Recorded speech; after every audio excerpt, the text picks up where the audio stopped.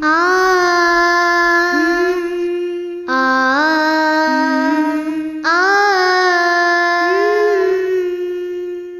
کے سوال کے ساتھ میں ہوں ڈاکٹر کنول کیسر۔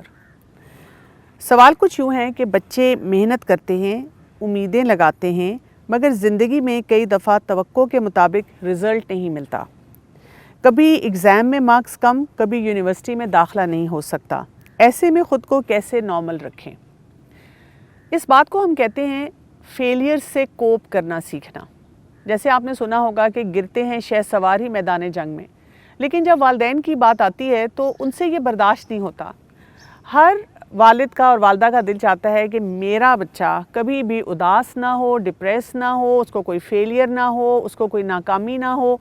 جب بھی بچوں کو کوئی ناکامی ہوتی ہے کسی بھی قسم کی، ایگزام میں نمبر نہیں آئے، کہیں داخلہ نہیں ہوا، کہیں بچوں نے کوئی کسی ریس میں حصہ لگایا اور اس میں وہ فرسٹ پوزیشن نہ لے سکا، تو بچہ شاید اتنا دکھی نہیں ہوتا جتنا والدین دکھی ہو جاتے ہیں۔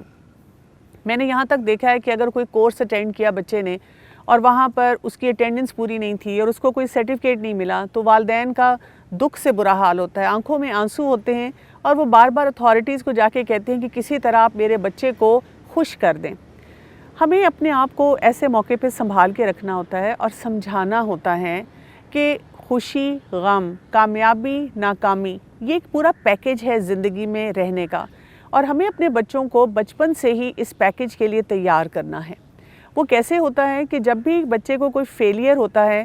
سب سے پہلے ہم اس کے ساتھ ایمپتھائز کریں، یعنی جو بچہ ایک خواہش رکھتا ہے، وہ حاصل کرنا چاہتا ہے، ہم نے اس کو تیاری بھی کروائی، اس کی ہم نے اس کو ہر طرح سے فیسیلیٹیٹ کیا، مدد دی، لیکن اب وہ حاصل نہیں کر سکا، تو ہم اس کے ساتھ بیٹھ کے تھوڑا سا دکھ منا لیں اور اس کو بتائیں کہ ہاں مجھے افسوس ہے اور میں آپ کی فیلنگز کو سمجھ سکتی ہوں کہ آپ کو کتنا دکھ ہو رہا ہے، لیکن اس کے بعد وہیں سے بچوں کے لیے کوئی کامیابی کا راستہ نکالیں کہ یہ فیلئر ہمیں کیا سکھاتا ہے۔ پہلی بات تو فیلئر یہ سکھاتا ہے کہ ہم یہ اینالائز کریں اور غور و فکر کریں کہ کون سے ایسے کام تھے، ہنر تھے یا کرنے کے طریقے تھے جو ہم نہیں کر پائے، اور اس کے لیے بھی آغاز آپ قرآن اور حدیث سے کریں۔ آپ بچوں سے کہیں کہ چلیں ہم تھوڑی سی چیک لسٹ بناتے ہیں کہ اس میں ہم نے کوئی اللہ کا حکم تو نہیں توڑا، پھر آپ یہ دیکھیں اس میں کوئی سنت کے خلاف معاملہ تو نہیں کیا، اس میں ہمیں کیا رہنمائی ملتی ہے ہمارے دین سے، ہم اس کو پہلے دیکھیں۔ اس کے بعد آپ بچوں سے اینالائز کروا کے غور و فکر کریں کہ اگر کبھی انسان کو ناکامی ہوتی ہے اور انسان کو پریشانی ہوتی ہے تو اب ہمیں کیا کرنا چاہیے۔ یعنی اس کا مطلب یہ ہے کہ اللہ تعالیٰ نے ہمارے لیے کوئی اور پلاننگ رکھی ہے۔ اکثر ایسے موقع پہ بچے یہ بھی کہتے ہیں ہم نے تو اتنی دعائیں مانگی تھیں، اور آپ نے کہا تھا کہ نماز پڑھو، اور آپ نے کہا تھا کہ اللہ تعالیٰ سے رو رو کے دعائیں مانگو اور تمہارا یہ کام ہو جائے گا، کیونکہ اللہ سب کی دعائیں سنتا ہے۔ اور پھر بچے سوال کرتے ہیں کہ پھر میری دعا قبول کیوں نہیں ہوئی۔ یہاں پر ہمیں بھی سوچنا ہے، اپنے بچوں کو بھی سکھانا ہے کہ دعا کی قبولیت کے کیا کیا راستے ہو سکتے ہیں، اور اس میں پھر ہم بچوں کو بتائیں کہ اللہ تعالیٰ نے آپ کے لیے کوئی اور بہترین پلاننگ کی ہوگی۔ تو ہم اگر اس موقع پہ اپنے آپ کو بتائیں کہ ہم اللہ کی رضا سے راضی، اور ہم کیا کریں، آگے موو کرنا سیکھیں، یعنی اگلے کسی کام کی تیاری کریں۔ کئی دفعہ کسی یونیورسٹی میں داخلہ نہیں ملتا، لیکن انسان جب کسی اور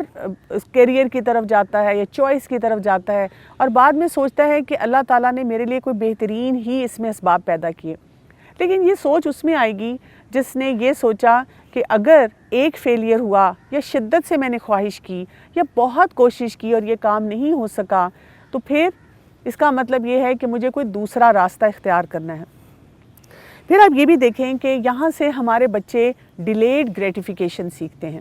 یہ کیا چیز ہوتی ہے؟ انسٹنٹ گریٹیفیکیشن یہ ہے کہ جو میں نے چاہا مجھے فوراً مل گیا، اور دیکھا گیا ہے کہ دنیا میں جو لوگ اس طرح کی زندگی گزارتے ہیں تو جب ان کو کوئی بھی ناکامی حاصل ہوتی ہے یا ملتی ہے تو وہ اس کو سہ نہیں پاتے۔ اسی لیے آپ دیکھیں بچے ہمارے کئی دفعہ جو ہے سوئسائڈ کی طرف جاتے ہیں، ڈپریشن میں چلے جاتے ہیں، انزائٹی میں چلے جاتے ہیں،